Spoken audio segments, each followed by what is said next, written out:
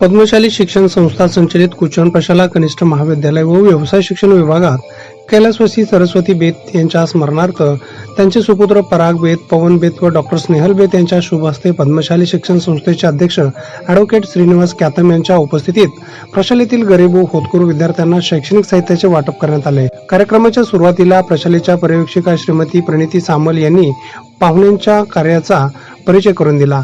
विद्यार्थ्यांना शैक्षणिक प्रगती करत असताना अडचणी येऊ नयेत हा उदात्त हेतू ठेवून गेली 3 वर्षे पराग कुटुंबीय विद्यार्थ्यांना शैक्षणिक साहित्य वाटप करत असल्याबद्दल त्यांचे कौतुक केले। कार्यक्रमाचे प्रास्ताविक प्राचार्य युवराज मेटे यांनी केले। मनोगत व्यक्त करताना पराग बेत यांनी विद्यार्थ्यांना मनात जिद्द ठेवा व ध्येय गाठण्यासाठी कष्ट करा असा संदेश दिला, तर पवन बेत यांनी त्यांच्या मनोगतात मातोश्री सरस्वती बेत यांच्या शैक्षणिक कार्याचे स्मरण केले होते।